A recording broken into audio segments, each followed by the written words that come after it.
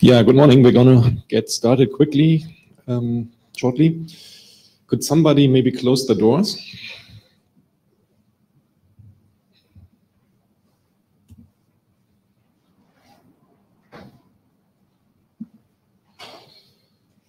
Thank you very much.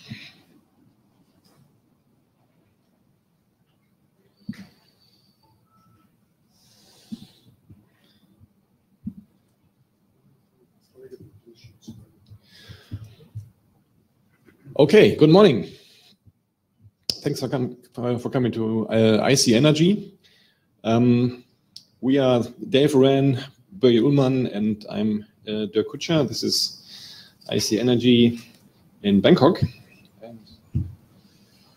As usual, let's consider the IETF IPR policy. So just very briefly, it's quite similar to the IETF IPR policy. If you see anything or present anything that is related to IPR, you're expected to let the group know in a short time frame. Yeah, we have a mailing list. We have a wiki. The wiki is the place where we typically store all the, say, current meeting information. This meeting, so we are super grateful that we already have a note taker. Thanks again, Marie-José. Not sure if you want to use the Etherpad, but if you do there, you find the link on the slides or on the IETF agenda. And also, if any would like to contribute to the minutes, you're free to write in the Etherpad directly if you want to add something particular. Yeah, all the material is online already, so if somebody follows this remotely, you will get all the material there. This is our agenda for today. So we have 2 hours. So we start with 2 use case presentations. So Simon is going to talk about ICN architectures in smart buildings, and then we have Kanchana, who will present air quality monitoring use case. This is followed by a blog on ICN management tools, CCN info, and so compared to that ping and trace route, we have a brief update on MapMe. Ravi is going to do an update on the ICN IoT draft, and Thomas will present an update on the ICN LowPan work. Any need to bash this agenda? Any comments? Great. To those of you who haven't been following every meeting recently, so we had, since Montreal, so last IETF, we had 2 interims. One after the ACM ICN conference in Boston in September, and one just last Sunday here in Bangkok. So I'm not going to give you the total detailed summary of all the presentations there, so everything is online. I'm going to talk about in the next slides a little bit about work items that popped up, and so like relevant things that happened there. Okay, so if you would have to describe what ICNRG is actually doing in terms of technology, so we thought a picture like this could be helpful. So, I mean, ICNRG is a say multi-project group that tries to do continuous work on, say, ICN technology development and experimentation. And so you could say we have something, like a core specification, so things like CCNX, semantics, and messages. We have, work that looks a bit into getting this implemented on specific link layers, for example. So like Thomas as LowPan work, for example. HICN could perhaps be seen in this category. And then we have, so so above the core spec layer, if you want, a couple of extensions. So mobility support, things like MapMe, for example, or other work that is done outside of ICNRG, like Kite. We have work on name solutions, so a bit like infrastructure services. There are some proposed extensions, so RISE, so remote method invocation would be one. And yeah, also say helping or say, yeah, extensions like flow classification, quality of service mechanisms, and so on. So some of those actually, you know, kind of extend or modify things like the core specification or the node behavior. For example, RISE and has a certain extended behavior, MapMe as well. So it's not a clear layering, but I mean, you get the idea. On the far right hand side, we have things like our management tools, so CCN info, ping, traceroute, for example. And then yeah, we're looking at applications and how they interact with the system, how they could make use of these say different facilities. So that's how we currently, so at a very high level, kind of would like to kind of describe the technical work here. Of course, there's also other work going on, things like deployment considerations, terminology, and so on. That's not on this slide. This is really more the technical work. Yeah, I hope this explains a little bit. Let us know if you have comments or whether we are missing something which is quite possible. Quick update on our work items. So, you know, we have these two specifications, so CCN messages and semantics. So basically, they passed all the polls here in the group and also in the ISG. Unfortunately, we are currently waiting for the IETF chair to move this to the next level. That would be review in the ISG and then finally ship this to the RC editor. So we're trying to progress this. It's a bit slow right now, the progress there. We had the FLIC, so this manifest specification, so how you could describe ICN object that form a larger file, for example. So this draft, unfortunately, is currently expired. So we're talking to the authors, but I mean, everyone is quite time constrained, so Chris has another focus now. On the other hand, we think this is really, really important work and really useful, and would really like to get this out at some point. So if anybody, you know, wants to, you know, have a long-lasting contribution impact on ICN and is interested in FLIC, maybe just talk to Chris and Christian whether maybe they could need some help. So by the way, so when I showed this other picture before, so when I mention specifications like CCNX, for example, so that doesn't mean like, for example, in an IETF working group context, this is the one solution that the group endorses. So what we are really doing here is research and experimentation. So we can easily afford several incompatible competing proposals and still publish each of those as experimental RCs, for example. So it doesn't mean that CCNX is the ICNRG specification. It's one of the things that people brought to the group. Certainly ICNRG is open to other work as well. Okay, we recently finished in this group we thought the ICN in disaster scenarios draft. There were some comments in the IRC review, and so we really would like the authors to consider these comments and come up with an update. So that also hopefully should happen in the next weeks. We have the deployment consideration draft that is basically, yeah, finished last call here in the group. We are also currently waiting for the IETF chair to initiate the review in the ISG. We recently adopted CCN Info. Toshi-san is going to talk about this in a bit, so I don't need to say much.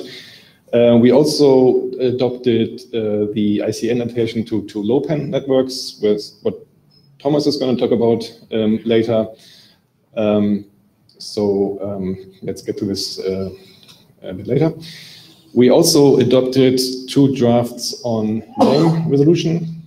So one is called the name resolutions, the requirements draft for name resolution, discussing more the motivation and requirements. It was presented on Sunday. And the other one is called architectural considerations of ICN using NRS. So a bit more the, say, broader picture and architectural impact. Right, please fill out the blue sheets. Interestingly, at the last, so not this Sunday, but the Boston interim, we had invited people from Mobility First to give us a first, say, overview about the global name service, GNS, that they developed in Mobility First. And so we think that could actually be a fruitful discussion. So there's a solid body of work in that project. So the people we talked to are actually interested to see how that could perhaps help ICN, or at least help our discussion here. We have the terminology draft. Bastian kindly updated this recently with editorial updates mostly. We just discussed it a little bit.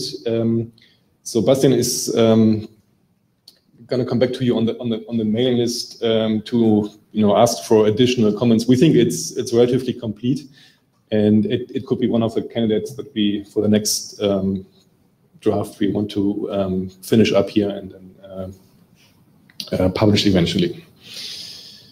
We had the native deployment of ICN in LTE networks draft. So that was also presented on Sunday, and there is an email on the mailing list that is discussing next steps.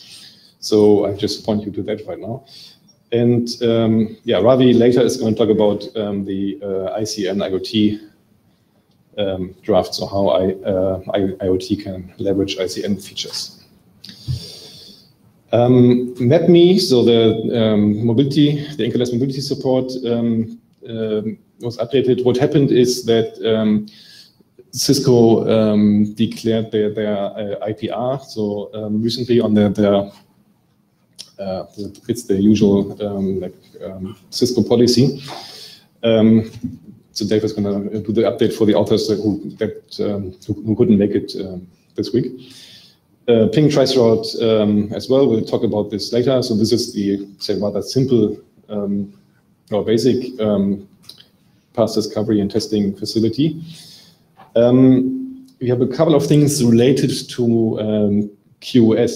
So one is the flow classification draft. So how to encode equivalence classes in ICN, and what consumers, producers, and forwarders should do with it. Could be a basis for QoS. We had Greg's and colleagues, co-authors draft on IP tunneling over CCN. So we're actually interesting proposal to do ICN or provide a multiplane to IP without using the, say, existing or legacy tunneling mechanisms. That is something where we could also think about next steps. So I think last time that was presented, people felt it was useful work. Greg, are you in the room? Any suggestion from your side? Review would be nice to draft and comments on the mailing list. Okay, so then let's do it like this. So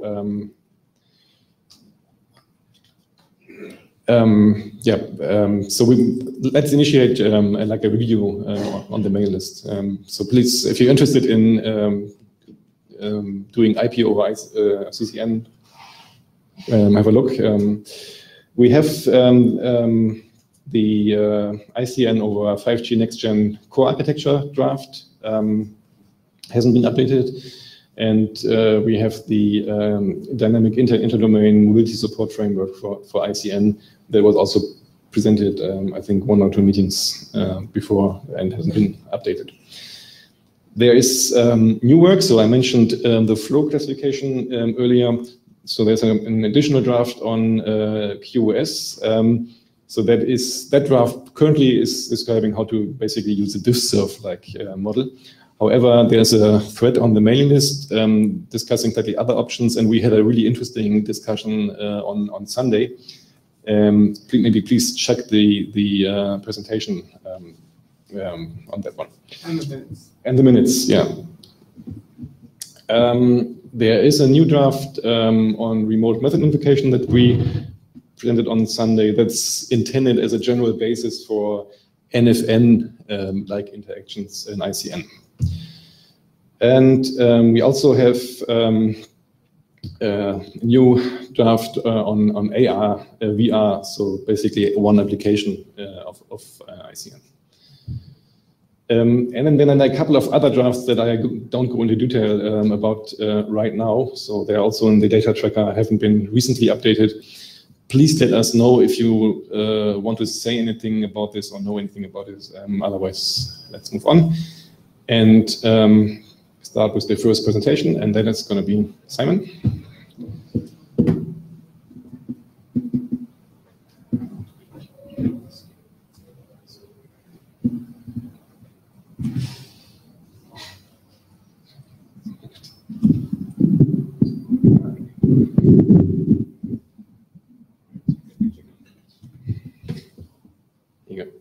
Thanks. Good morning. So I will be presenting the use case of applying ICN architecture in smart buildings. And the interesting observation here is that we've been doing that for a couple of years within Bluetooth SIG with the system known as Bluetooth Mesh. That involves both the low power short range radio transport technology, including like multi-hop network, and the application layer for building automation as well. And what was surprising to me kind of maybe a year ago is that many concepts that we developed there were kind of I wouldn't say maybe counterintuitive, but they were definitely against the conventional wisdom because everybody else was doing like node-based address routing and point-to-point unicast communication, and we came with the concept of, hey, let's optimize the network for massive multicast, and let's use pub-sub paradigm. And then we realized that the friends at ICNRG are like using the same concept for the big internet. So that was very encouraging and refreshing. So that's what initially brought me here to this group. And Bluetooth Mesh is today, it's not an IP-based system. So we are moving into that direction. So my interest here is as well to like figure out how to merge the IP-based approach and whether and how the ICN concept should be brought into that system. So the highlights here are that from the practical perspective, we were looking for simplified configuration, and named addressable data really helps there.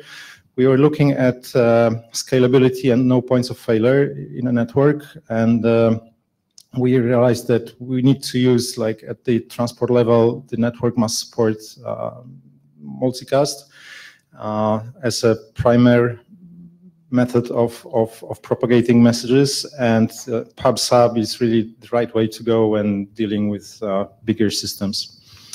And by bigger systems, I mean like building like this one, it's probably in the range of 20,000, 30,000 lights, for example, and it will, like buildings like this one, will soon have equal amount of sensors. They are there yet, but definitely, like the trend is that each light point in a building is equipped with sensors and is a sensor itself, because it can provide maintenance data and such. So speaking about the lighting application, so the concept here, on the left side you have the traditional approach illustrated, on the right side is the ICN approach. So in a lighting system, so the square boxes are light fixtures, like office trophers, and they have little antennas representing that they communicate over a wireless network, and ABC are representing sensors. They can have multiple sensing elements in a package. And the blue box is the controller. So the traditional approach has been that sensors, ABC, are reporting some data, and that data is collected by the controller. The controller runs the control algorithms and then issues control messages that control the light fixtures. So the lights, first of all, like the basic scenario is occupancy. So you enter a room, the lights come up, you leave the room, and after a while they go dim to off. And that's how everybody has been doing that today. So the first observation that we had was that there is unnecessary traffic coming from the controller to the light fixtures, because if you realize that the controller is a piece of software, then today you can distribute that across the network. So you don't need to have a single controller that controls the whole thing. You can have a copy of a controller embedded into each node. So that alone saves a huge amount of traffic on the network, and also makes the network much more redundant, because you suddenly have a completely distributed system. And the second observation was how to easily match the sources of information with the consumers of information. And of course, what is represented here by the hashtag, like the Twitter-like paradigm of pub/sub, is really applicable here, because that really decouples the controllers or controller-equipped light fixtures. They subscribe to given information, like the lights in this room are interested in occupancy in this room. So that's the information that they are interested in. So they want to subscribe to that. And if that information is addressable, then of course, the whole system is naturally easy to configure.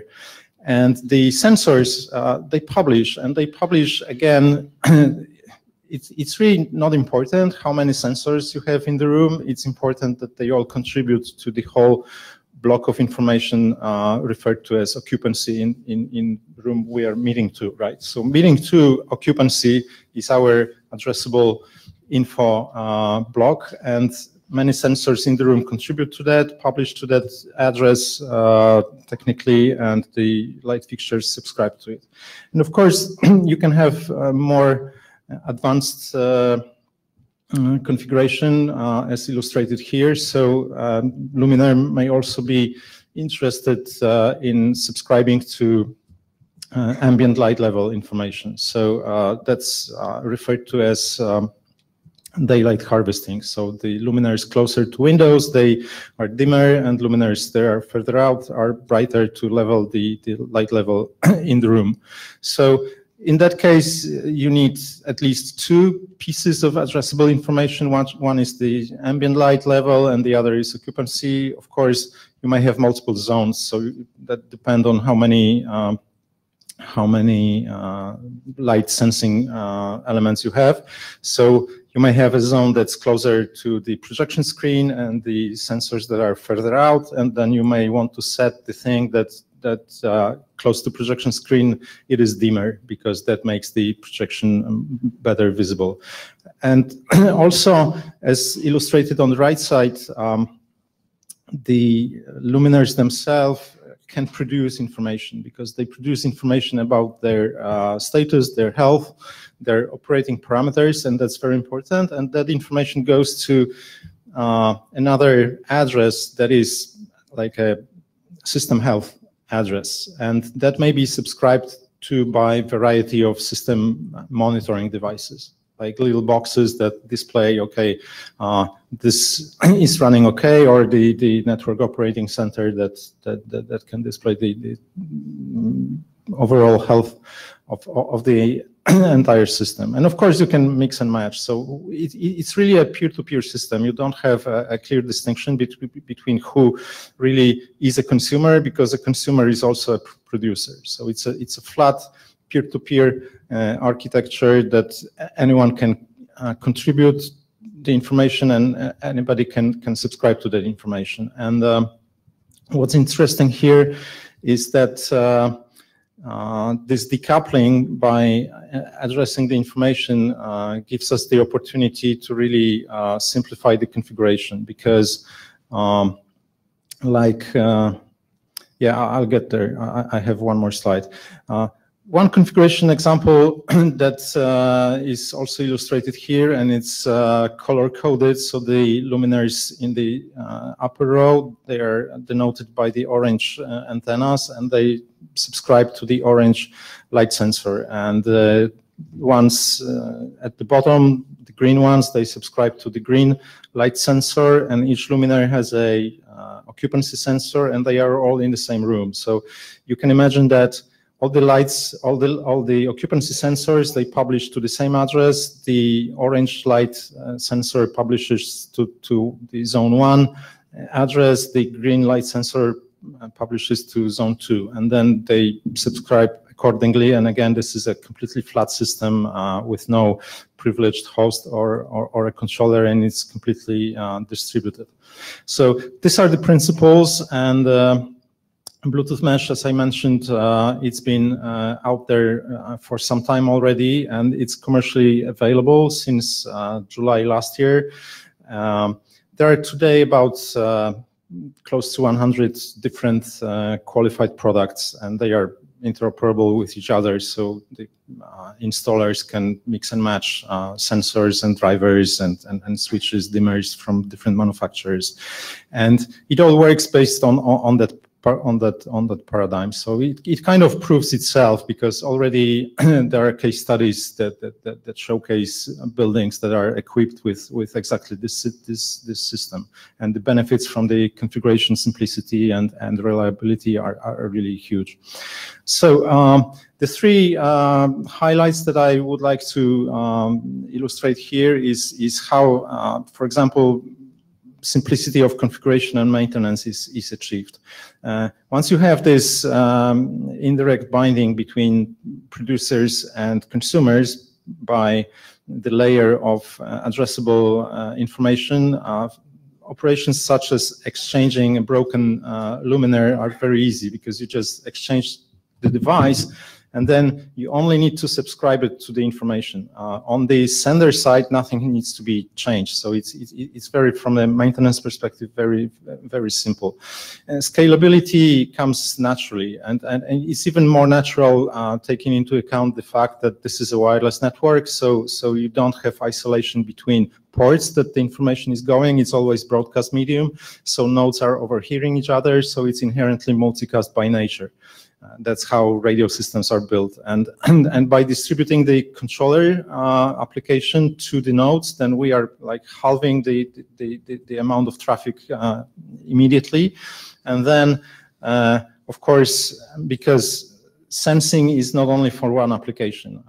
Occupancy sensor can contribute to lights, it can contribute to HVAC system, it can contribute to space utilization application, it can contribute to who knows what. And that's the beauty of that the sensor just publishes, hey, there's occupancy in the room or there's no occupancy in the room, and whoever wants may subscribe to it, and the sensor doesn't need to be reconfigured. So that ends up in a very robust, flexible, and simple to configure system.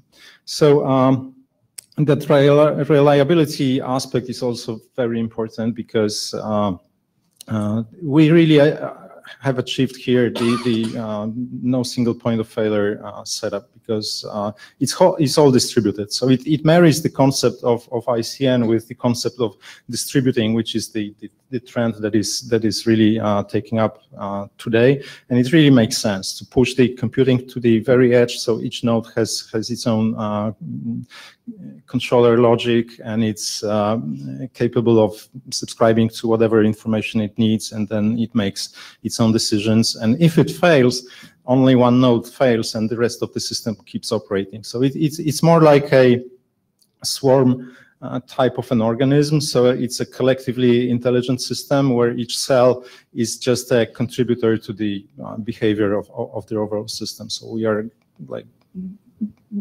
getting all the benefits of that approach. So that's it. I'm not sure if we have time for questions or not. Yep, 2 minutes. And please. Thomas Schmidt, HW Hamburg. Question, do you have implementations for this? Yes. I wonder, how do you do ICN over Bluetooth? I mean, that is a thing like the UCLA and people and we are working on. Do you do this directly on the L2 CAP layer, or how do you do this? So Bluetooth Mesh is a new architecture or topology available from Bluetooth since 2017. Yeah, it doesn't use L2 CAP. It doesn't use L2 CAP. It works. Isn't this based on BLE? It's based on BLE radio, but it only uses the radio layer, and then everything on top is a new stack. And where do you situate your ICN So layer? as I mentioned, there is no IP in that system, so we cannot say it's ICN as like we understand in this group. It's a concept that's very similar because it's pub/sub, it's multicast, it's just different addressing and different payloads, but Bluetooth has never been an IP protocol, but I mean, ICN brings a networking layer here, and that is also not foreseen by Bluetooth. So you should there should be some interface on the Bluetooth where you put your ICN on top. I think they're only doing ICN in spirit, not yes, in exactly. protocol. Yeah. Okay. We do not run the protocols. I thought I made it clear, but thanks for okay. So it's just the use of Bluetooth the concept in an ICN style. Okay. Yes. Okay. And now what we are looking for is how to bring the two really together, because we find that architecture very applicable to the area that we are proposing Bluetooth Mesh for, like smart buildings. And now we're looking into how to inject the ICN through ICN layer in between the application and the transport network. Dave Oren, one comment and one question. To the question first. So how do you think about how to design the namespace for these things? Because that's sort of protocol independent, but how the names get assigned and what semantics get put onto the structure of the names seems to be something everybody could learn about here, independent of whether you choose one ICN protocol architecture or another, or actually bypass it directly to the application. So I'm curious what insight you can provide around namespace design. Addressing space for the network is short addresses, 16-bit addresses, and there is also a concept for the 128-bit addresses that can be used for the pub/sub relationships. And currently, they are just randomly generated, the addresses themselves, the long addresses, and we really, at the network layer, we don't have a namespace. It's managed by an external config utility, but it's definitely something we are looking into, like how to solve that. Right. So the next one is a comment and may have more to do with the actual product design here than with the architecture. I was involved in the design of a system a few years ago that was deployed at the MIT Media Lab, which had this nice property that you could tell the difference with whether the bulb was burned out or the device was offline. And there were sensors on each of the fixtures that were actually monitoring the other fixtures. So the light sensors weren't actually separate. There were light sensors on each fixture that could figure out where all their neighbors were and whether they were working. Have you thought about anything like that? Yeah, so this, too fast. This product here in the lower left corner, it's a sensor that you can buy today. It's in distribution, and it's actually a combined sensor and fixture controller. So the output of that device is the light level. So you can hook it directly to the power supply of the light. And it monitors, it has an ambient light sensing element, it has the occupancy sensing element, it has temperature sensing element, and yeah, it exactly is capable of doing that. So we have to cut the line after the second visual in, but... Ravi from Huawei. So you mentioned it's like 20, 30,000 bulbs, and you have a lot of publishers and subscribers, but I don't see, I know you didn't talk about how these multicasting routing itself is managed. It's broadcast. I can understand broadcast happening in this single room. So does it mean that you basically manage the system by just localizing the network, and this network doesn't deal with anything to do with the other network in another room? Is that how it works? Yeah, so it supports the concept of subnets, and subnets very nicely confine the traffic because traffic does not propagate across subnets. You can configure subnet bridges so it hops from one subnet to another, and the flooding is controlled with TTL and message caches on each device, so it's confined. Okay. So, for example, ambient light sensor in this room, it's unlikely that somebody in the other tower is interested in that information. There may be a gateway, but the scaling factor for gateways currently we see as around 200, 300 messages per second. So if like ambient light sensors are very talkative, so to speak. They fire every couple of times per second. So if you have a number of them in the room, then your airspace fills up quite quickly. So that's definitely coming into a hybrid physical structure, that you have gateways that offload to a faster backbone, and the last two hops maybe are wireless. So you only have routing between the bridges, but yes, subnets is broadcast. Yes. Wes Herdeker, ISI, and I actually specifically wanted to talk about the naming problem because I've been thinking a lot about that. The way we need to address names in the communication world is often very different than how we address names contextually as humans. And it's a really hard problem, and things like, you know, when we have 50,000 lights in a building, that gets much harder because humans like to think about things of, oh, please turn the lights off. That works in my house. I can tell my local listening device, turn the lights off, and it does. And if I tell my phone here, turn the lights off, it might turn the lights off in my house. That's not what I meant. If I want to send something to John's phone, John is very contextually dependent. It's probably the person closest to me, but if he's on a different carrier or a different network, we don't have the ability to do that today. And that particular really hard problem, you know, really needs to be addressed for situations like this. And so there's a lot of work to be done in that area. That's true. Okay, thank you very much. So Simon, quick question. Is there anything that you would like to get from ICNRG that would help your work? Well, yeah, I think because now we are working on the design of this IP layer, because as I said, we have the networking layer and the application layer bound together. We want to inject IP in between, so the application, like the lighting control, can run over IP, as well as IP can run on top of the mesh under Bluetooth. Now, of course, there's pretty straightforward to do using the classic IP6 approach.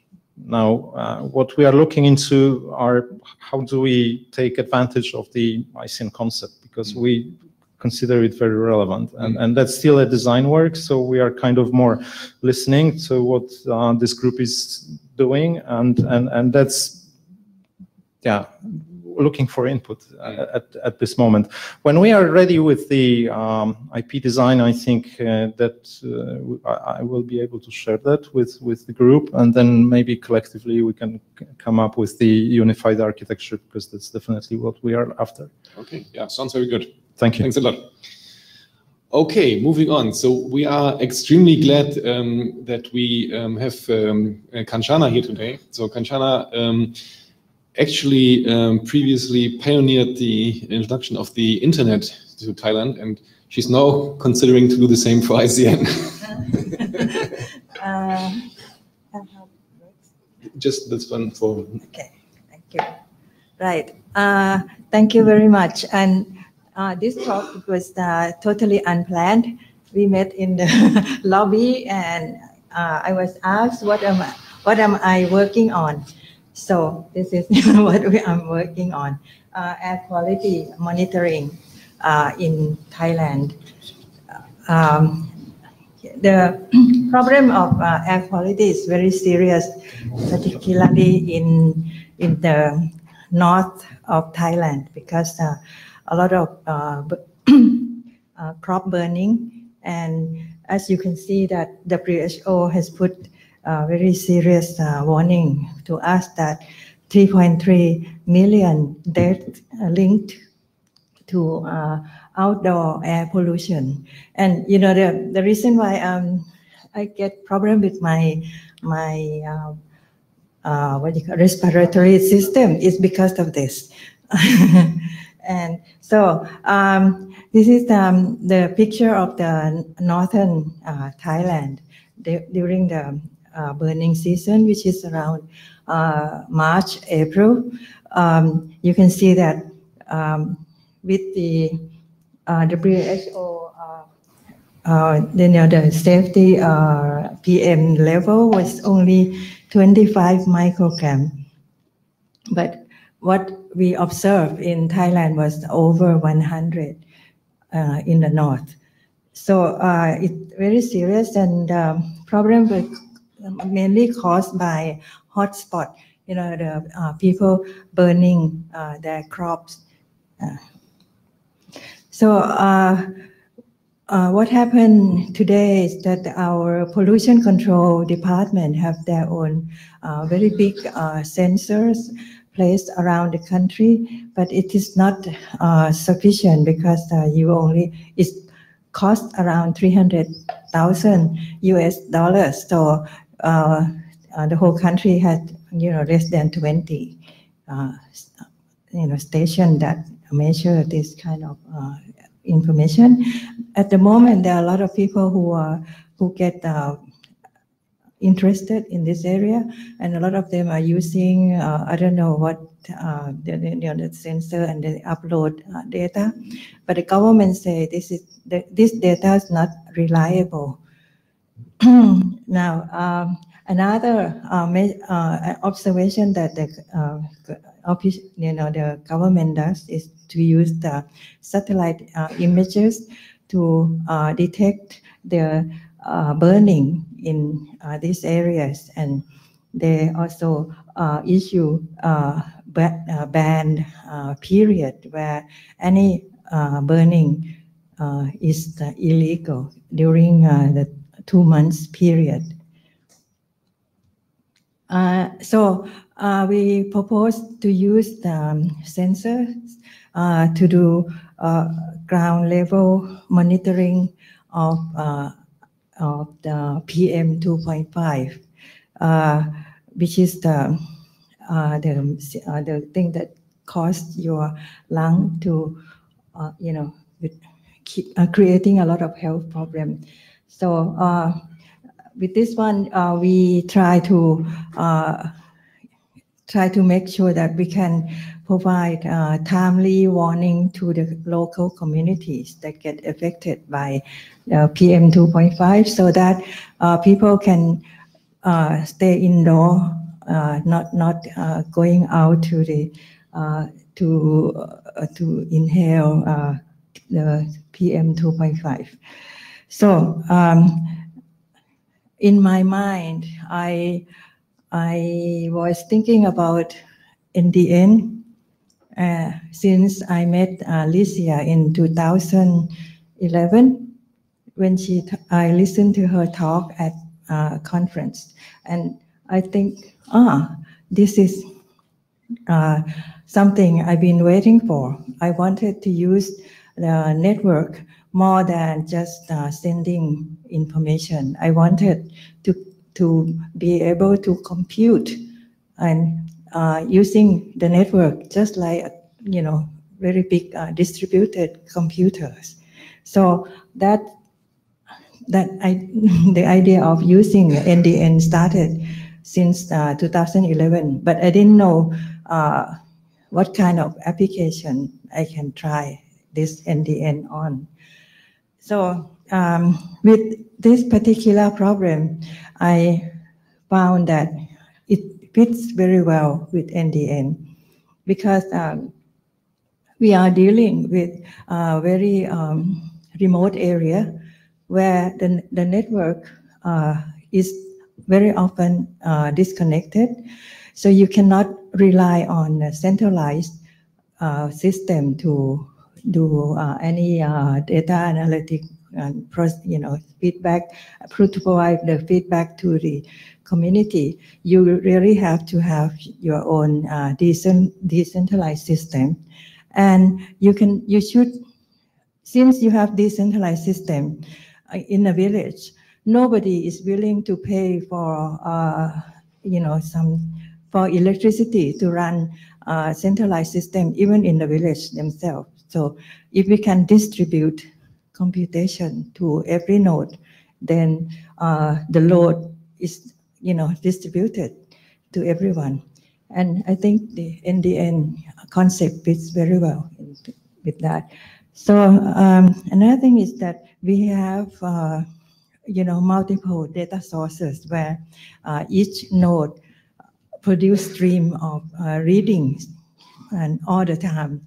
So if we can leave that node to do that job, we can also always take the stream and do some computation locally. So this is what, in order to do this kind of project, you need to convince people in the the domain expert in environmental engineering or environmental people to listen to you. Otherwise, they don't think what you are doing is serious, and you need to get their help in order to set up more stations. So I spent time to work with them, and we started by putting our sensors in villages in the north of Thailand, on the Thai-Burmese border, where what happened this year, that was the worst affected area. So we set up these sensors in I can't remember how many villages, but about 10 sensors altogether. This is the PM sensor that we used, plant tower PMS 7003. I think it's the one that's commonly used by PM sensors network. Okay, so this is our node. We work with our colleagues in the University of Sorbonne and I think Macau, and met several other universities. So this is our node. You may notice that we use Undo Neo with 1 gig because we plan to run computation in each node, and we have SD card to store readings. Even when the network, when you don't have the network, you can keep the data and then upload it when you get connection. Our node has a Wi-Fi connection, but we are putting LoRaWAN on this node at the moment. The sensors that we have is for PM1 2.5 and PM10. You just tell me when. Yeah. Okay. You're good. Right, and then we upload the data to the cloud, and we have our website that you can have a look at. The data run all the time, 7 to 24 hours. This is the URL. Now, after we collected data from the season, we involve the data and data science people and environmental researchers to analyze our data. So they found that we should separate our data into 4 zones, and then they analyzed our data and to be, they use our data to study the movement of the PM 2.5 with respect to burning sources and with respect to the wind. And finally, they work on a prediction model where you can use the data to predict what's going to happen in any particular area, which is which could not be done in the with the existing existing warning system, because the currently when you warn the people, you give the warning for the whole province, not a particular village, and normally it's very inaccurate. So now this is what we found. You could predict the PM 2.5 quite accurately from our data. And we found that the burning, PM level relates to the burning period, relates to the number of hotspots. So we are now convinced, and we are going to move forward. So we move to step 2 now, that where I want to insert my idea of NDN to the system. So, and what we want to do, as I said, when I listened to Licia, I thought, oh, we can do computation on the network. So, and then I found you are talking about in-network computation. So we match. The air quality, is meaningful for people in the affected area. So we need, to do computation, even though the network gets disconnected, and you can warn the people in the affected area immediately. So what we need is a programmable network.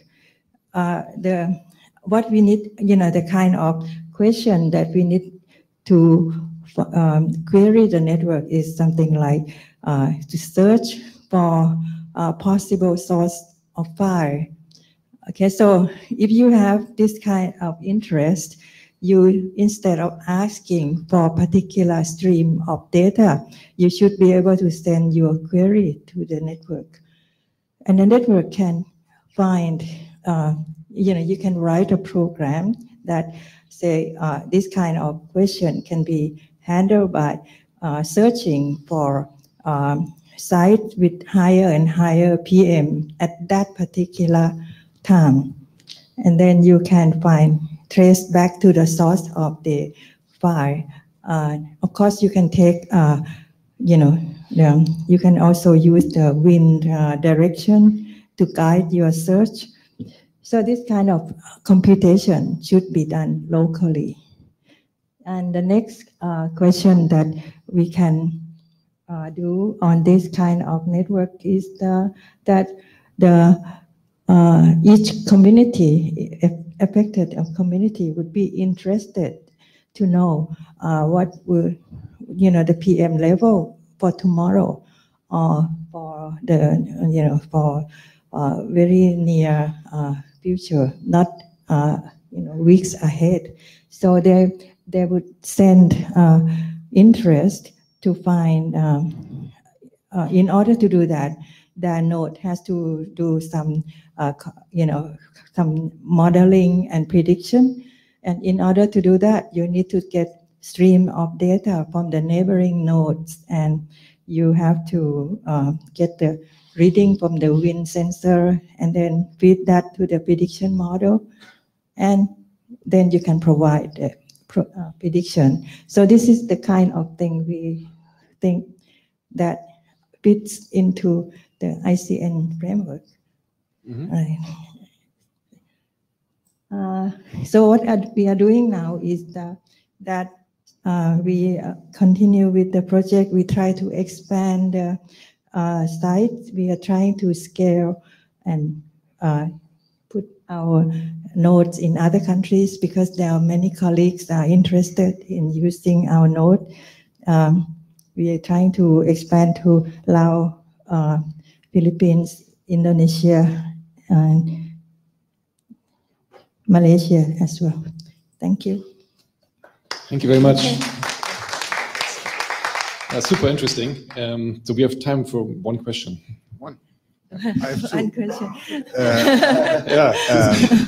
Make a smart choice. Yeah. So thank you very much for this inspiring talk.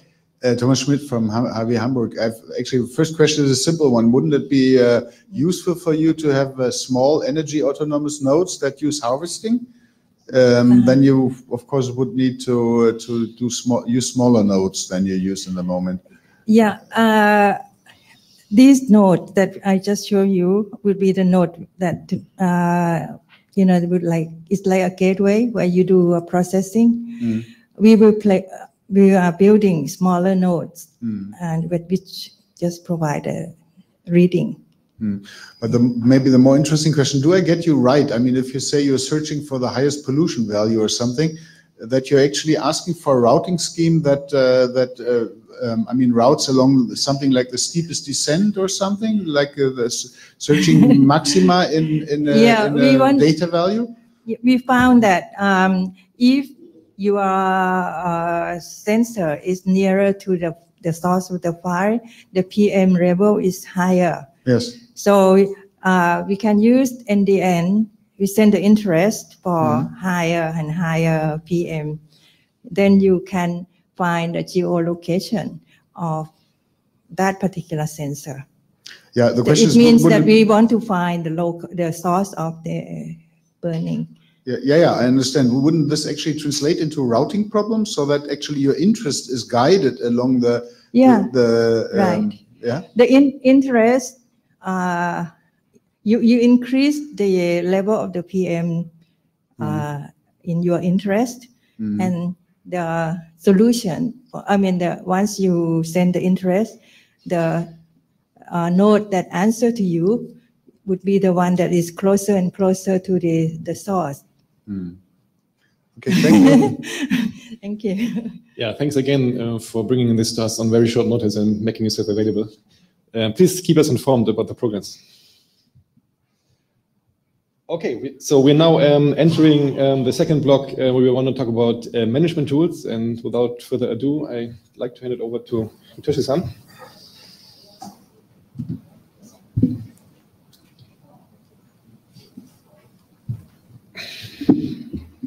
Okay, so hello, I'm Hitoshi Asada. So today I'd like to talk about CCNing for draft. Does it work? It works? Oh, sorry. Oh, don't press that button.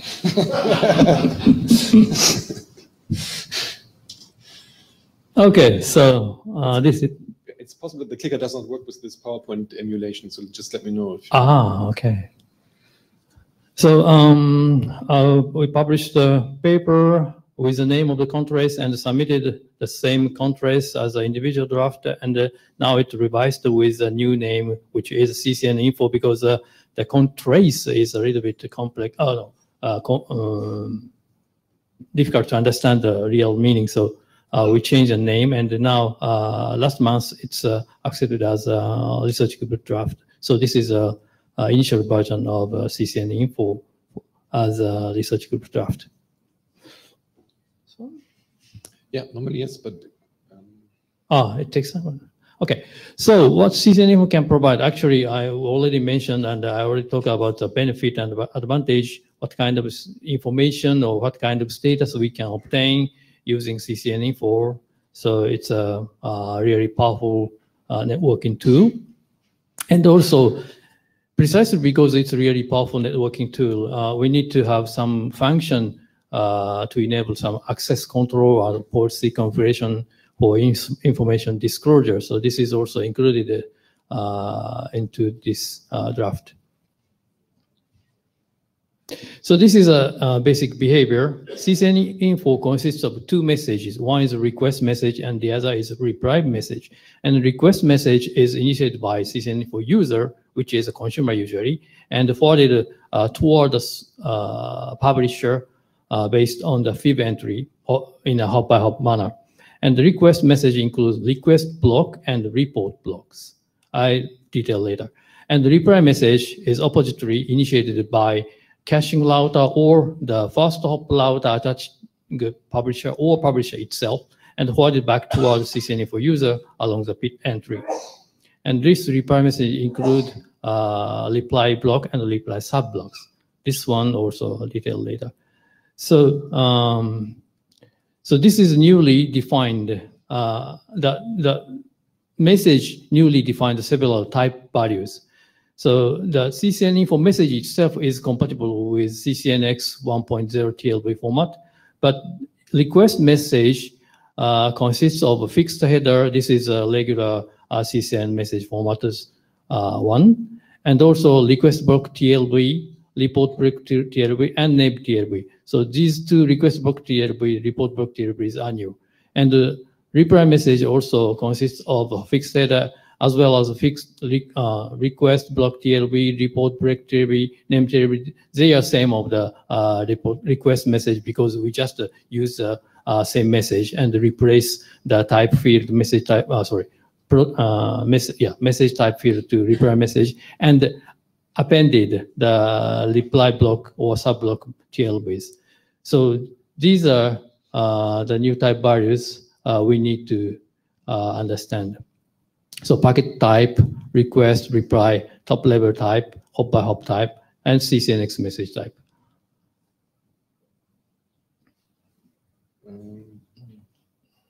Yes.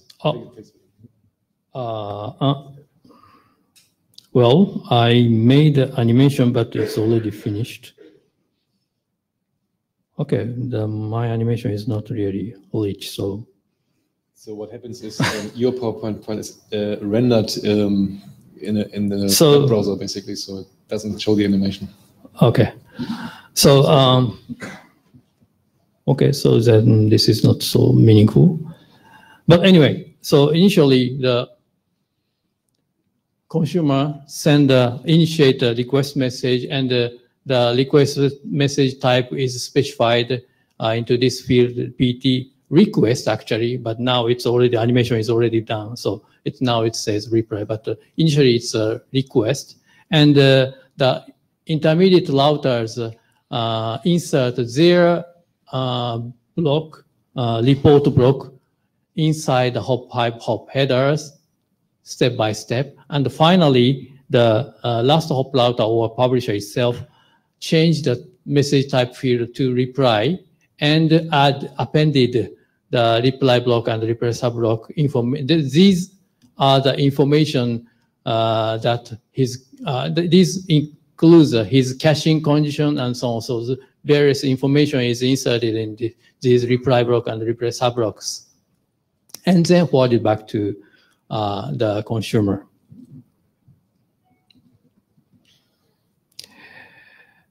And give it a second. These two slides take. Okay. Now we're playing the animation step by step, and it's at least thinking about it. And then when it's finished, I don't know.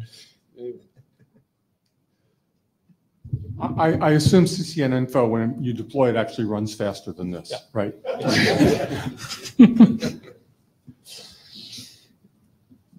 Sorry. So not that's unusually slow.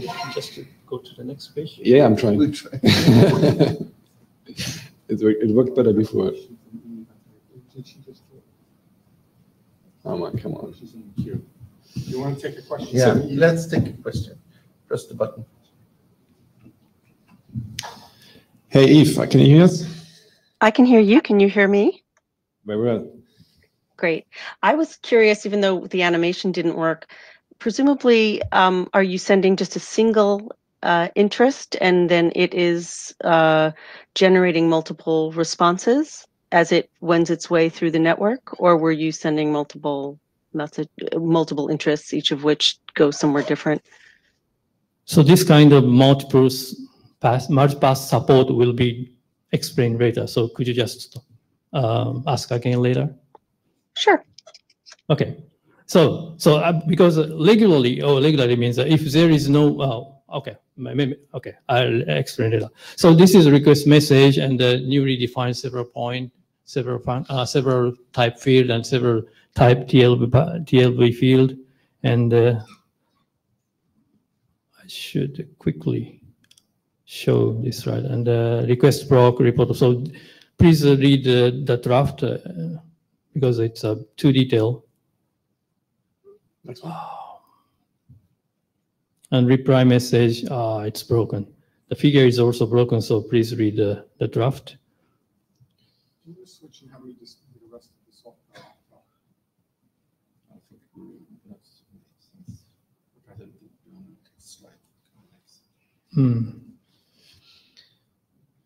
Do you want to move forward or? Yeah, please. Okay. More? Yeah. Okay.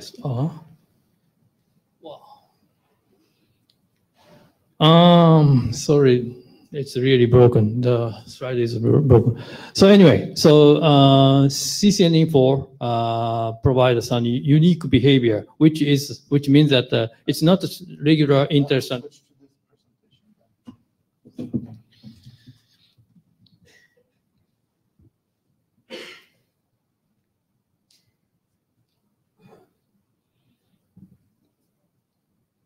So with this new Chromebook setup, PDF is really the best format to send us. Yeah. So, okay. So the request and reply communication is not really same of the ordinary interest and the data communication. So the questioner, the lady asked me, so one interest may initiate multiple reply message. It happens, but regularly means as a default, okay, I explain. As a default,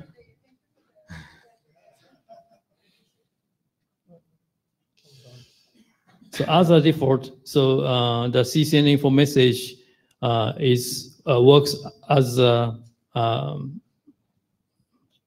works like a ordinary interest data communication. So the strategy, even though some router has a multiple upstream interface, so some specific, so this is too early to. So which slide do you want? Is this one? No, it's the final one. Oh yes, unique behavior. Yes, this one. So okay, so I go back. So different operations from the regular interest data are required. Because system info request should not result in bit aggregation in router during the request message transmission, and the system info replies must not be cached in routers because it's something like a measurement tool. And for multipass support, routers should not limit the bit entry created by CCNF request until timeout value expires. This is a unique point. This means that even though you receive the one request, if you request a if you want to fully discover the potential path for getting the some specific content, then your bit entry cannot be removed. So of course there is timeout value. So finally, the some message may be discarded according to because of the timer's expiration, but there is a timer, so you can have the potential to receive a multiple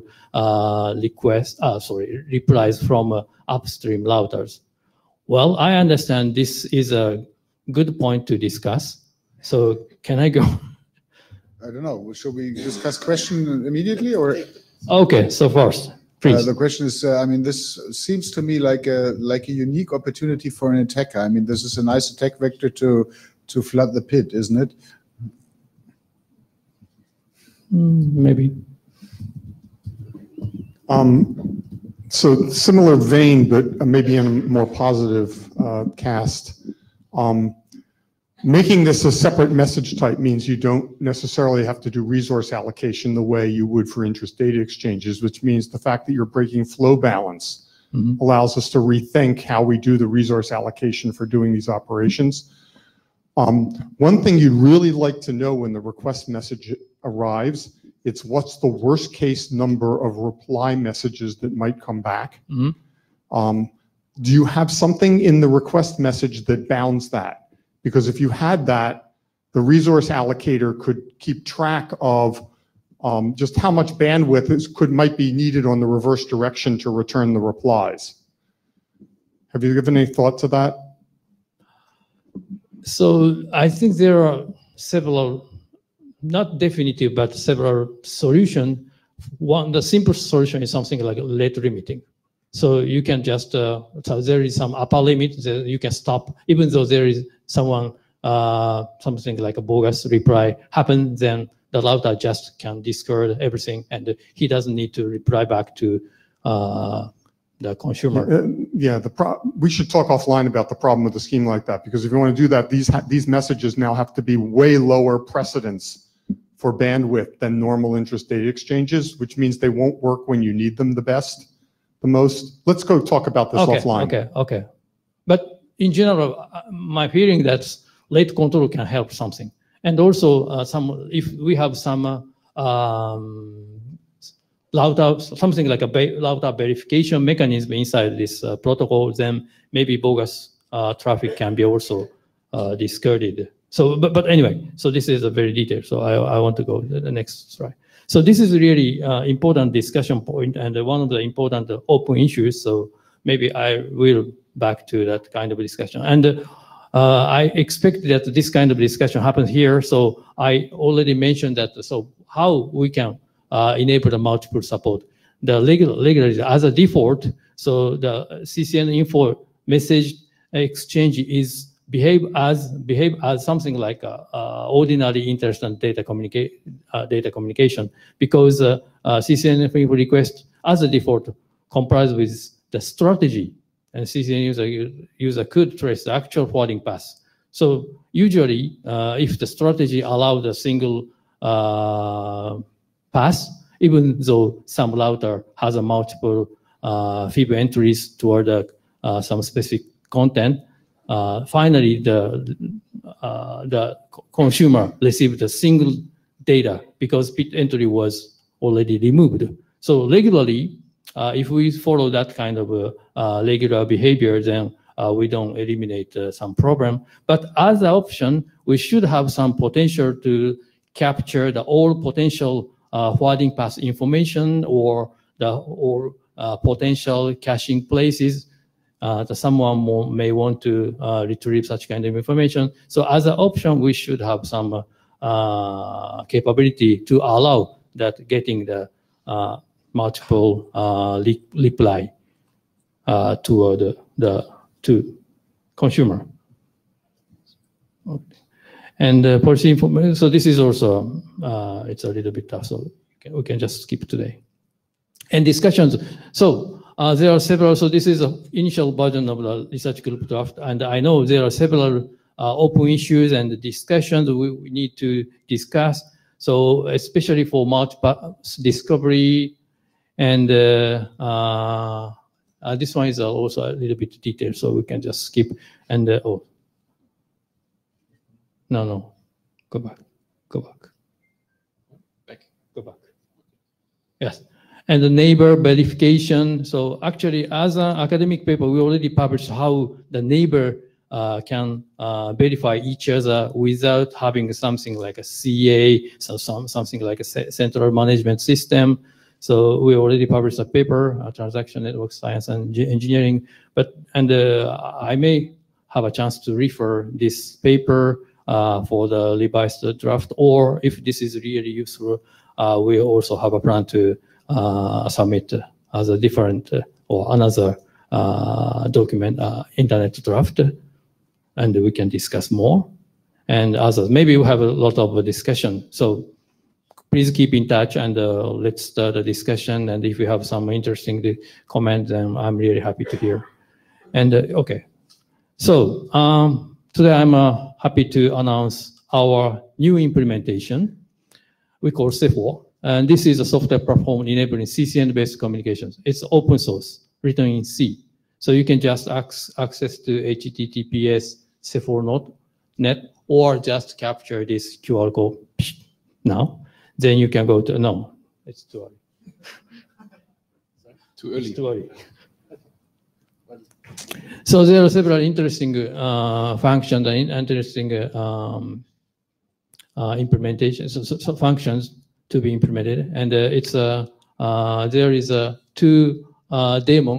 CEFO consists of two main daemon. One is a SafeNet-D. This is a forwarding daemon. It's a basic daemon. And the other is CS Manager. This is a separated daemon which support enables the content store. And SafeNet-D itself is therefore very lightweight, and it can just connect to CS Manager D via Unix socket or TCP socket.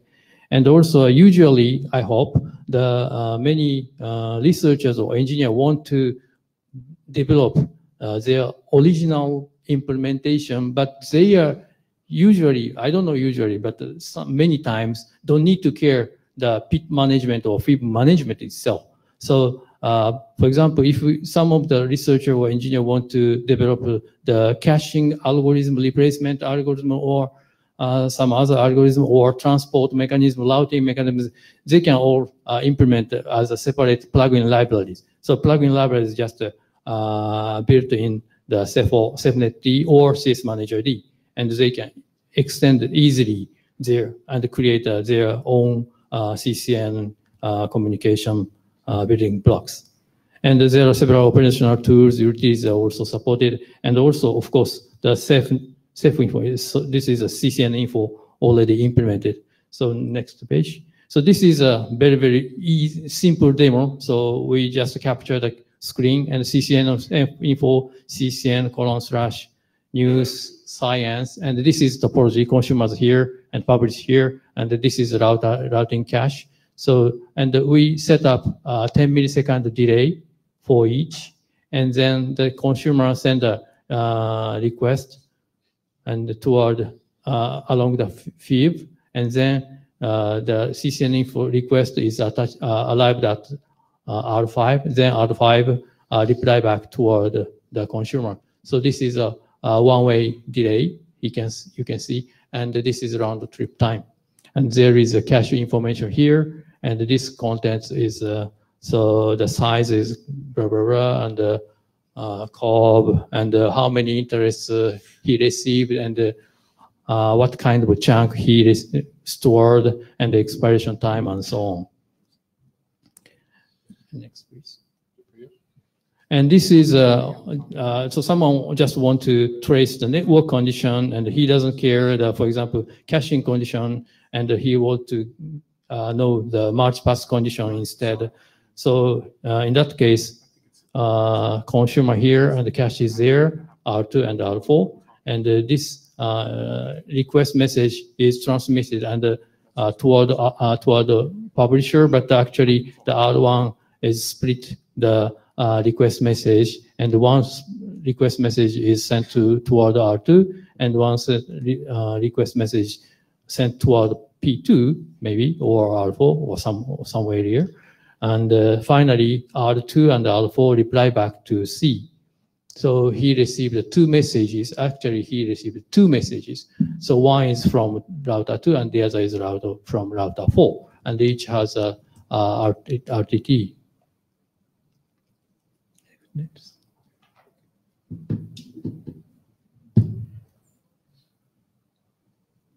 One more? Yeah.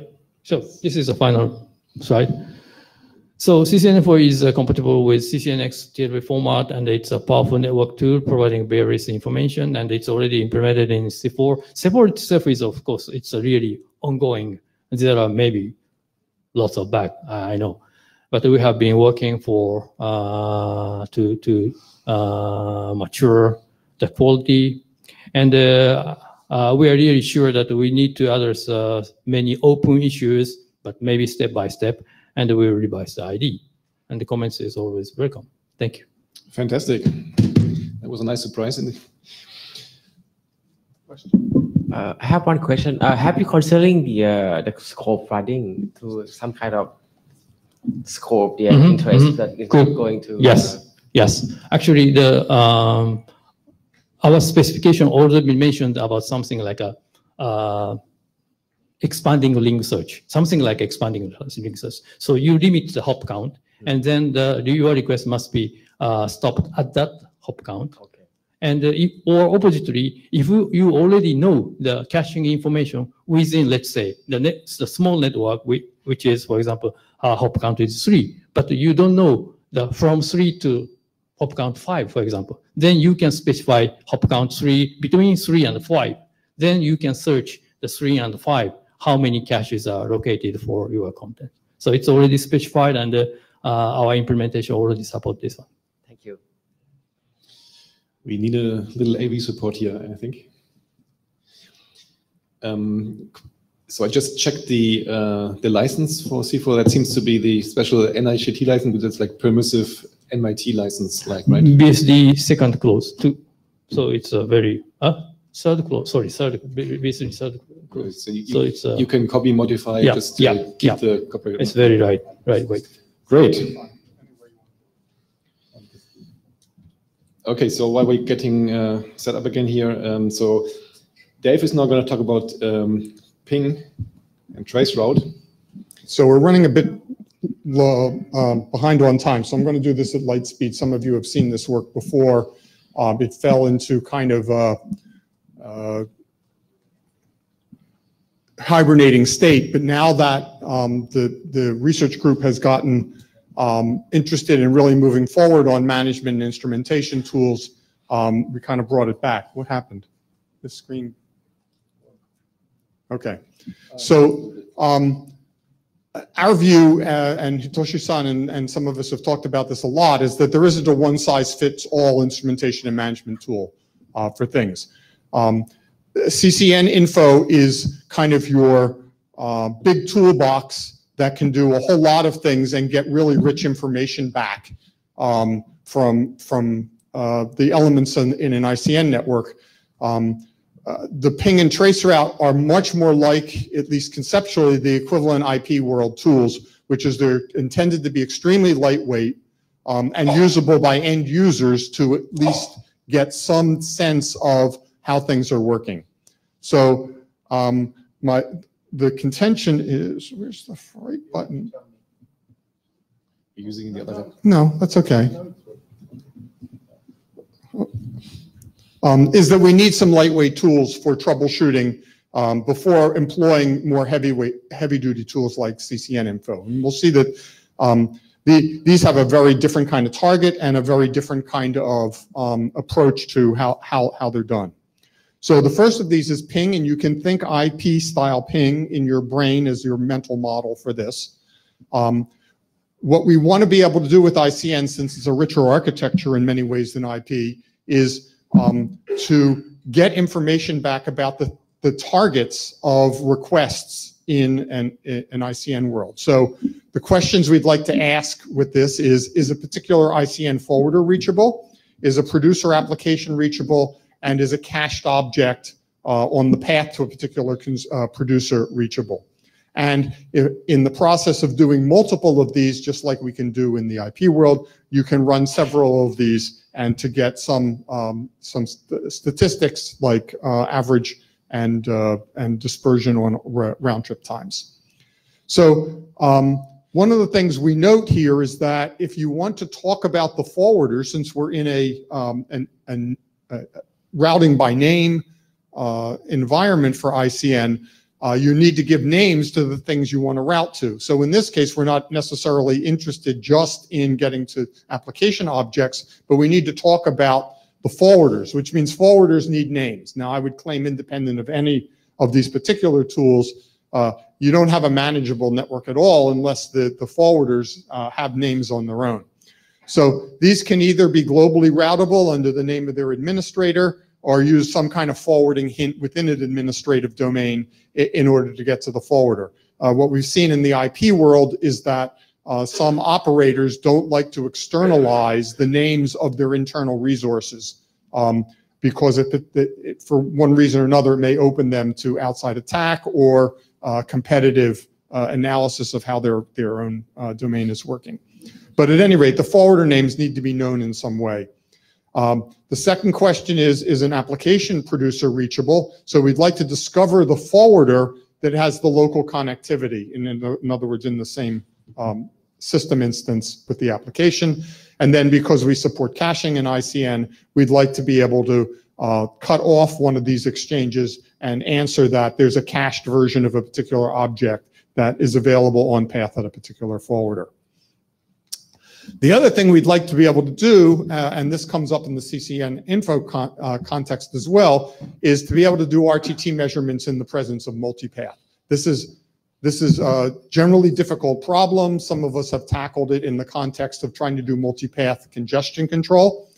So we basically adopt the same, since it's the same group of people who designed both, we adopt sort of the same overall approach to doing this. So we use a path ID, identifier in the data message package, and then presume that this path steering work that's been going around in the research community for the last couple of years, we can import into here and use path steering to steer ping messages over particular paths. The way you obtain these path IDs is you can do path discovery. Right? The actual packet encoding is an echo request and an echo reply. Now, the interesting thing in the CCN architecture is, remember, we have both message types and packet types. The message type for this is still an interest message, but the packet type is echo request and echo reply. And this allows us to emulate the actual forwarding behavior of interests and data messages almost exactly. A couple just minor points, which is the user can direct this directly to get further management administrative information. So the information coming back can be used as the target name for doing a CCN info style deeper query of the network. And of course, replies need to be signed here in order to avoid any kind of reflection attacks. So in the interest of time, I'm going to skip some of this. It's all in the draft. And move quickly on to traceroute. Now, what we did with traceroute is, remember, in the IP world, traceroute is done with exactly the same packet type as ping. It's a echo request, echo reply packet. It's just the processing is different. We follow a similar architecture here, but there's some differences. So we'd like to know what the path to the forwarder is, what's the path to a producer application, and what are the paths to cached objects. So we want, instead of just getting a reply, is it there, we want to look at what the path are and do hop-by-hop RTT measurements on paths. So the differences here from an encoding standpoint is we have two new packet types, although again, it's an interest data response. And the core mechanism is what came up just a few minutes ago, that it's an expanding ring broadcast. So we use hop limit expiry in order to explore the diverging paths, as would have been done with IP traceroute, same way. And that's it, I'm done. Comments on the drafts, they've been adopted by the RG. We hope to progress them forward over the next few months and potentially get them to last call. Thank you. You can just stay there and do let me. Yes, okay. Now for something completely different. So there's some work that's been going on primarily at Cisco. I don't work for Cisco anymore, in case people haven't noticed. But I still collaborate with the team there on a number of things, this being one of them. So since none of them can make it here today, I've been sort of called into service to present their draft. So this is not my work, this is their work. So what does MAPD do very quickly before I go into the updates is ICN needs mechanisms to support producer mobility. Consumer mobility is kind of naturally built into the CCN and NDN architectures. We don't need to talk about it much. When you do producer mobility on a mobile network, there are only a few feasible ways to do this. You can do anchored mobility with a reflection point back in the network. You can try to make your routing protocols converge so fast that you can track directly via routing the movement of a producer, or you can design some kind of custom mechanism. And MapMe is kind of a compromise custom mechanism. It assumes that your routing can converge reasonably fast, meaning in some small number of seconds. So this creates volatile state that allows you to track producers and deal with their mobility during the time that the routing is reconverging. So this draft has been around for a little while. There is Cisco IPR on it. I think that's mentioned somewhere, but I'll mention it right on the top. So I won't present the whole draft, obviously, in the interest of time, and people can read it. But there have been a few changes since the last time we went through this.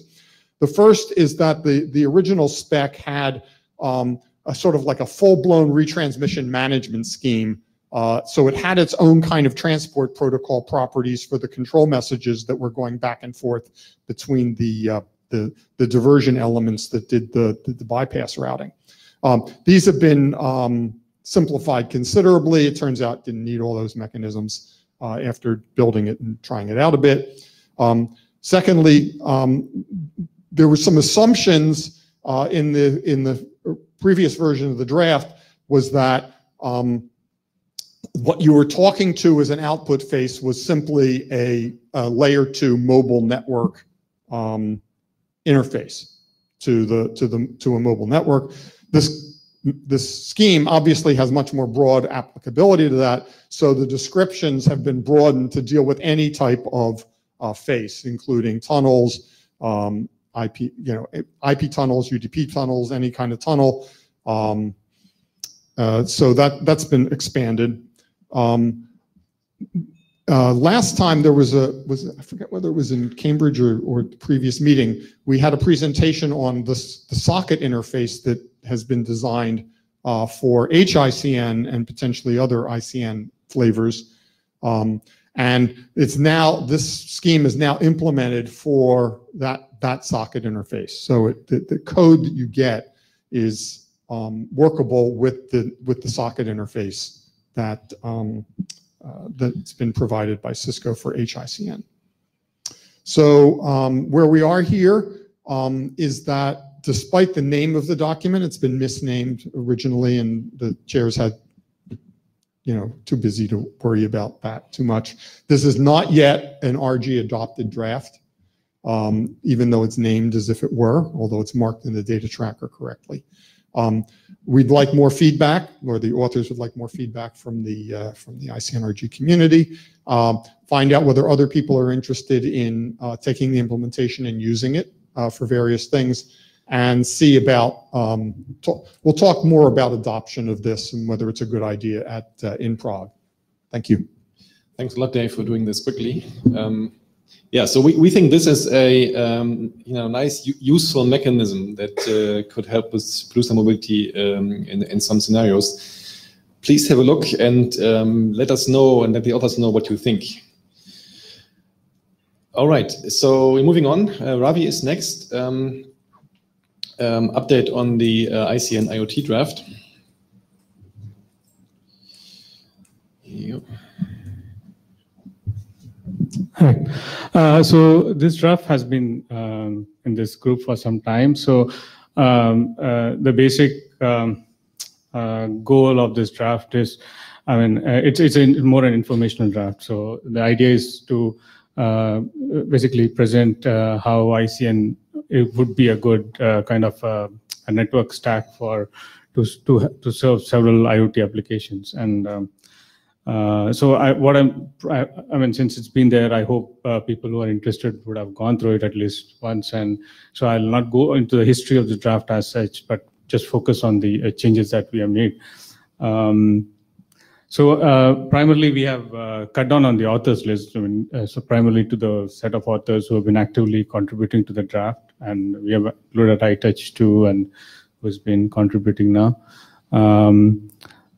So this is the primarily the table of content of the draft. I could spend some time here. So the basic idea is to, as I said, it tries to motivate ICN for IoT, and I think it kind of resonates with the kind of points that Simon brought out, saying that IoT networks primarily are information-centric. They're just producing information. So all you need from an IoT network is to get that piece of information, or if you can talk in terms of a consumer publisher or a model, it's fundamentally the same. So in this, what we try to do is to primarily in section 3 is to identify some of the general requirements of IoT from an IoT perspective. So in terms of naming, security, privacy, and so on and so forth. Then we in section 4 we basically talk about how the current architectures fail to scale, primarily because I mean, IoT it's a clutter of stacks there, and so primarily this huge set of interoperability issues. All the issues are fundamentally handled at the application gateway level, and that's a basic point that this section 4 brings out. And then section 5 is where we talk about how the different constructs of ICN can be used to meet the requirements of the things that we mentioned in section 3, and the different design choices you could make within ICN to meet those requirements. So that's about the main meat of the draft. So going into the changes that we did, I mean, mostly it is about, most of it is very editorial. I mean, there was some redundant discussion that we eliminated. And we kind of moved some of the discussion into different to make it more relevant where we felt it was lying further out in the draft. So in section 2 we have this section was kind of hidden somewhere in I think section 4 or something. So we pulled it up. And so then we have the services scenario. So initially that was kind of the section 2. So the main idea with services scenario, again, IoT is a very siloed kind of an area. So what we provide there is discussions with on specific scenarios, and then see how ICN could help those specific scenarios. So then there was some discussion on naming, where we had some discussion on, particularly this was the requirements kind of the part of the draft. So we had some specific solutions being discussed, so we eliminated that. Contextual communication in terms of long-term, short-term context, and so there's some kind of so we tried to merge, kind of make the discussion more kind of seamless to read, and then some renaming of this section. So primarily this is the main changes that we made to the draft, and since we did not do it in the last IETF, we wanted to bring this back so that people can have again a good review of it and provide us more feedback. So we had some feedback from Thomas on some references, and we should. I didn't iterate because I thought we could get in more inputs before coming up with a new version. So more comments and are requested for this. Thanks. Yeah, thanks a lot, Ravi. I mean, if people have more ideas, please talk to Ravi offline.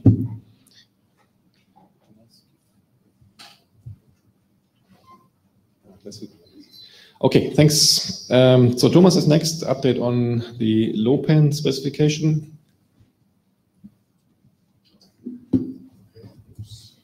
Here you go. This should work. Yeah. Okay. So this is just a brief update on the LoWPAN draft, which we have talked about a couple times. This has been recently adopted as a research group item So it's the version 0 now again.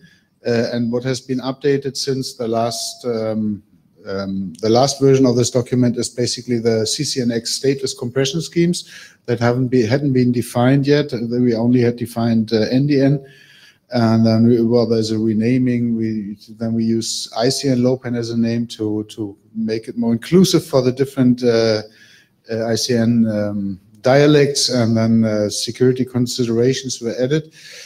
Just a brief recap, what is the objective of this draft? First of all, make ICN LOPAN compliant, so define a convergent layer for low power lossy networks, in particular 802.15.4.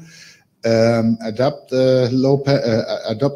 this to the link constraints of this low power lossy network, and then define a couple of compression schemes, which are first of all the stateless compression for the TLVs, and second stateful compression, and I come to this in a second. Stateless compression is basically about more efficient encoding and the omission of redundant information wherever possible. And that means, first of all, we try to get the TLVs to smaller encodings. For instance, a Boolean bit vector can be reduced to a bit, and we also try to remove a lot of fields from the header wherever possible if they are not needed. For instance, length. If you're in a more or less confined length scheme, then you can adjust this to fixed length, and you don't need to carry this. Also remove redundant header fields. And there's an overview of the two. Is there a pointer here? Should, yeah. Anyway, of the two flavors, NDN and CCNX. So what you see, what is gray here, is the stuff that is basically attacked or reduced by the stateless compression. What we do is we use the 6 LOPAN dispatch fields, which are needed anyway, because we want to make this LOPAN compliant, and we encode bits, and that's in the lower line here. We encode bits about the presence of compressed fields according to the protocol. So what we see is NDN is a bit leaner. CCNX has many more options, so that means we have a longer dispatch field here. So just giving you an idea how this looks. So in NDN, we have this long type length value vector, and that can be reduced for the simple example that you have in the name ACM Boston. Oh, yeah, as you see there, then you see that we can reduce this to a shorter encoding here, and that is basically cutting out 18 bytes in this case. For the interest, and for the CCNX interest in the same case, it's even cutting out even more. But the original encoding had been longer. Stateful compression. To recap, there are two approaches. One is similar to the 6 LOPAN approach, to put a context-specific state like prefixes or other stuff in common knowledge that is identified by context identifiers, so you don't need to carry it in the packets because it will be redundantly communicated. For instance, common prefixes, common suffixes, common options. And the second approach, that's unique to an ICN approach, is to replace the names if you send an interest, you send a name, and if you reply to this, actually the name is replied again, and you elide this name by generating short local IDs, so making it sort of a stateful hop by hop compression. This has a much stronger impact here. So if you look at the the example of the interest. If you compress this only using the common prefix out, then you are in the compression in this example by about 40%. In the data case where you omit the full name, then we are really down to something that is very small, which is important. Just recap, these link layers have very short NTU sizes, and it's a real advantage if we can put packets, or can construct packets that fit into these small link sizes of 127 bytes or so. So this was more or less to give the overview, and what we are now at is we have a draft that has a sort of a shape, and we want to stimulate a couple of discussions. First of all, the NDN CCNX folks. The question is this actually the other compressions as you like that? Does it meet the perspective of the groups?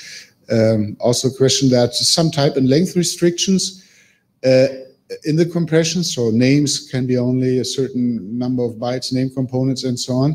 Question is this okay? Just to recap, we can always send uncompressed interests in data, so it doesn't mean that we're doing harm to the network, but if we compress, then we have some restrictions, and the question is, are they feasible? And do they actually match the common use cases? Are they actually the useful things to do?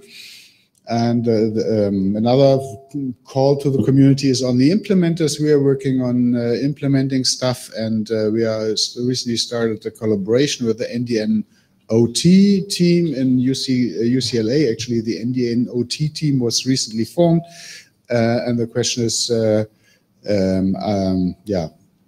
are we ready to implement this together? And are they willing to adopt this in code? I mean, making this code.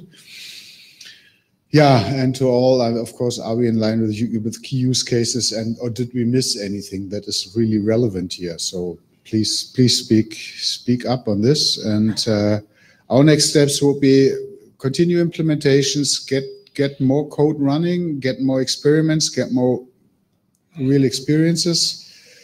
Get an implementation for the CCNX, which is for us is just pretty new. And the question is, do we have any other? We only use CCN Lite, so are there any other people willing to work on implementations for CCNX? And regarding the document, I mean, we are planning to have a major editorial improvement just to make this document more readable, make it better, and that should be soon. That should probably be released way before the next IETF. And then we are, of course, asking for feedback to get this in a consensual state with the research group. Yeah, thanks. That was it. Okay, great. Thanks. Are there any immediate answers to Thomas's questions?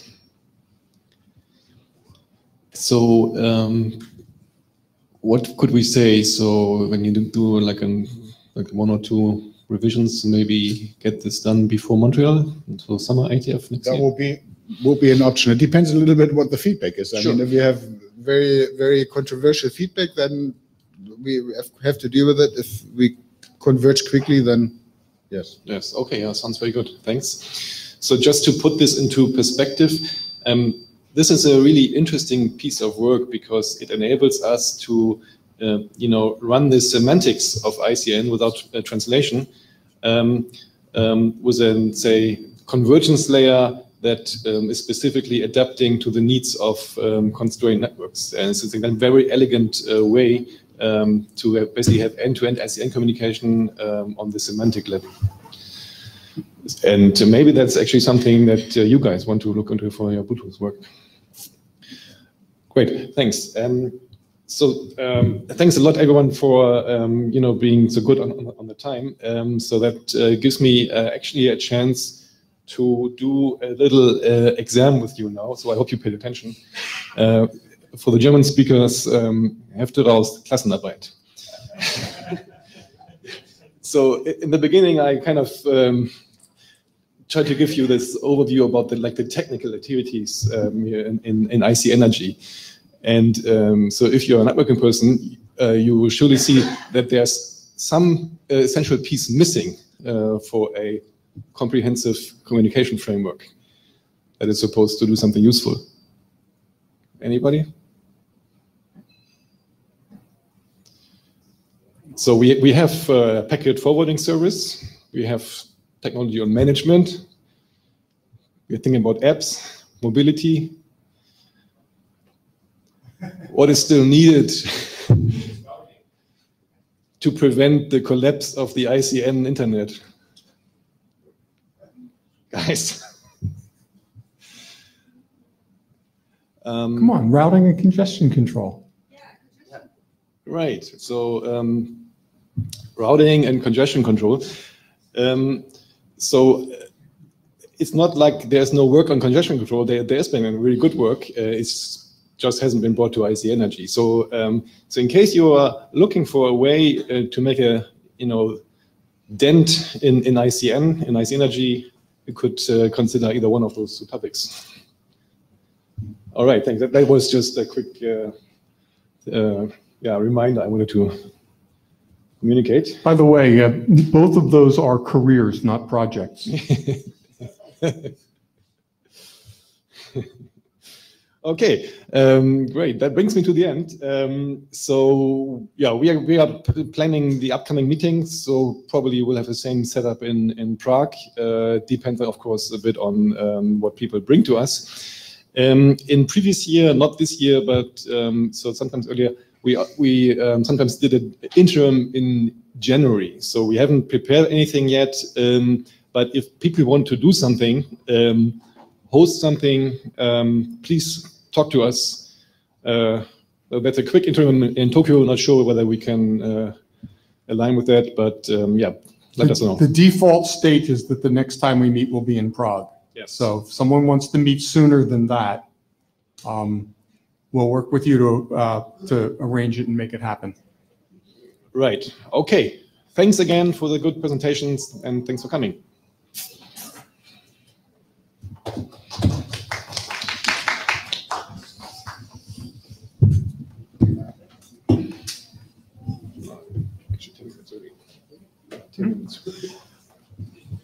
You better fix what? Oh, after switching.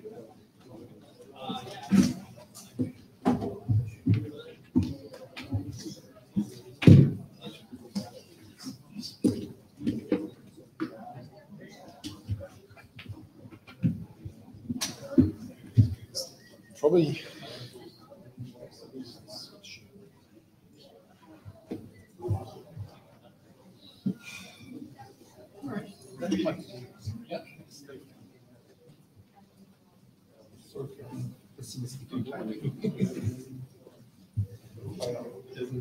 Well, it forced me to do just a simple update rather than recapitulate. Okay, I speak English. Okay. You will fix it. I thought someone looks like you. Yeah, that's me. I just got here last night.